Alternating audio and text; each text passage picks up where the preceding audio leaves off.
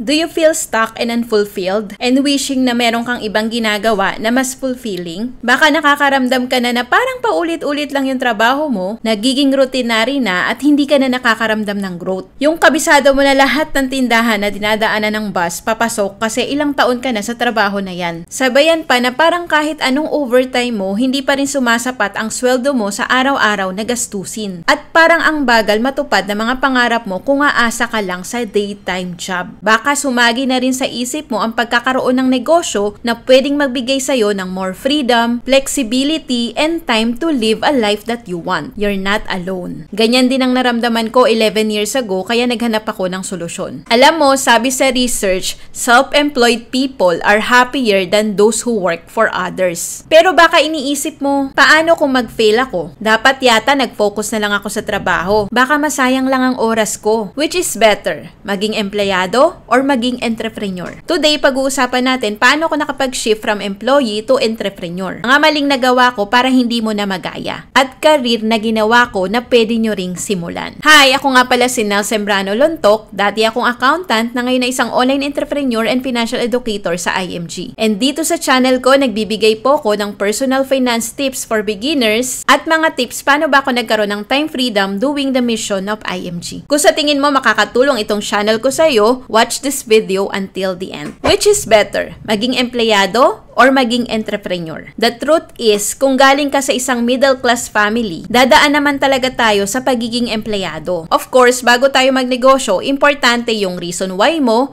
bakit gusto mong magnegosyo. Kailangan din ng kapital. Mahalaga na na-develop din natin ang mindset ng pagiging isang negosyante. Business skills at syempre, anong negosyo ang balak mong simulan? Kung wala pa tayo ng mga yan, mahirap maging entrepreneur. Kung wala pa tayong pangkapital or sapat na ipon, kailangan natin muna ng trabaho, di ba? Kung wala pa tayong lakas ng loob para magnegosyo, mahalaga na mag-invest tayo sa sarili, like reading books, attending seminars, makipag-usap sa mga taong may business mindset na. Kung hindi natin alam paano magbenta, mag-market, mag-lead ng mga tao, ito naman matututunan mo na kapag plano mo nang magnegosyo. At syempre, yung pinakamahalaga, anong negosyo ang sisimulan mo? Ako kung magsisimula ka ng negosyo, ang ma-advise ko sa'yo, dapat yung negosyo na sisimulan mo, passion mo. Ibig sabihin, gusto mo siyang gawin. Kasi business itself, mahirap gawin. Hindi kasi yan typical na papasok ka sa trabaho, tapos kikita ka na every 15 and katapusan ng buwan. Sa negosyo, kapag wala kang benta o kliyente, wala ka ding kita. So, mahirap yon. Pero kung love at passionate kang gawin yung business na sisimulan mo, hindi mo ganon mararamdaman ang hirap. The best businesses are really ones that can combine passion, profits, and purpose. 5 tips na pwede mong gawin para makapag-shift ka from employee to entrepreneur. Tip number 1, kailangan may matibay kang why. Ano ang dahilan mo? Kung pera lang ang dahilan mo bakit ka magnenegosyo, baka di mo kayanin ang mundo ng entrepreneurship. Ano ang dahilan mo? Para ba yan sa pamilya mo? Sa mga anak mo? Sa lifestyle na gusto mo? Para ba yan sa magulang mo? Kapatid mo? O asawa mo? Sabi nga ni Simon Sinek, start with why. All organizations start with why, but only the great ones keep their why clear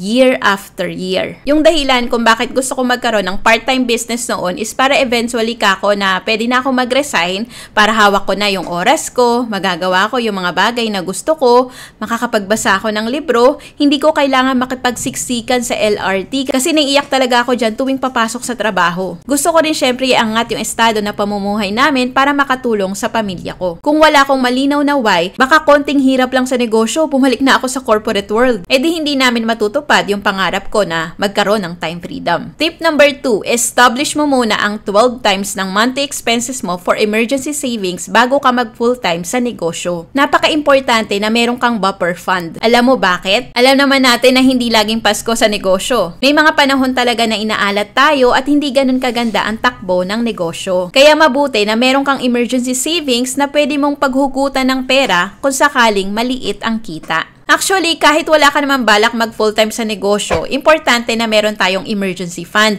bago mag-invest para kung sakaling mawalan ka ng trabaho, magkaroon ng sira sa bahay o sasakyan mo, merong bagyo o anumang hindi inaasahan na pangyayari, merong kang mahuhugot na pera. Tinuturo namin to sa IMG. By the way, kung gusto mo mag-attend ng free webinar namin para matutunan mo how to save and invest your money the proper way, meron kaming schedule ng live webinar via Zoom every Monday and Wednesday ng 8 p.m. Philippine Time. Contact mo ako sa FB page ko na Nel Sembrano para mabigyan kita ng Zoom meeting details. Tip number 3, huwag mo agad i-full-time ang negosyo mo. Simulan mo muna ng part-time. Antayin mo muna na yung kinikita mo sa part-time business mo ay more than na sa kinikita mo sa trabaho. Alam ko, atat-atat ka na magkaroon ng time freedom. Alam ko, inis na inis ka na sa boss mo. Alam ko, gustong-gusto mo nang umuwi dito sa Pinas. Pero dapat, testing the water ka muna. Lalo na kung breadwinner ka. May mga responsibilidad ka pa. Kailangan mo rin mag-sacrifice sa mga panahon na to. Madalas, kukulangin ka talaga sa tulog pero tandaan mo, temporary lang naman yan. Kakailanganin mo pa rin yung active income mo from your job para sa basic needs nyo. Tip number 4, gamitin mo rin yung time na to na matutunan yung mga skills na dapat mong ma-develop para mag-grow ang part-time business mo. Tulad ng marketing, especially digital marketing, customer service, management of staff or people, accounting. Sa pagnenegosyo, hindi ito tulad nung nag-aaral tayo tuwing may exam,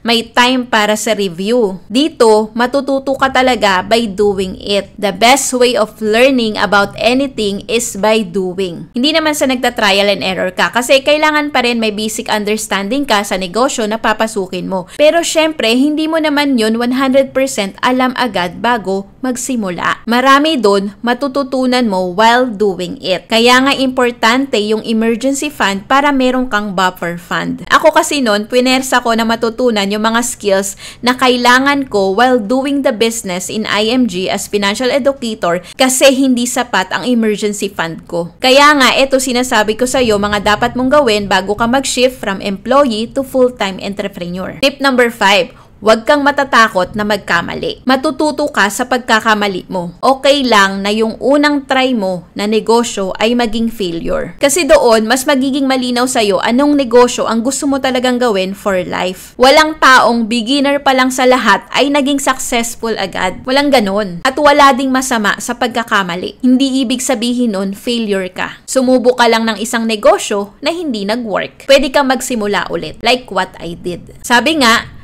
don't be afraid to start over. This time, you're not starting from scratch. You're starting from your experience. Kasi hindi mo maiwasan yang pagkakamali. Kasama yan sa buhay natin as entrepreneur. Kung gusto mo malaman anong negosyo ang sinimulan ko ng part-time noong 2012 na ngayon ay full-time ko nang ginagawa for 7 years, ito yung next video na panoorin mo. Always remember to learn new things every day, do what you love, and enjoy life. See you again in another video.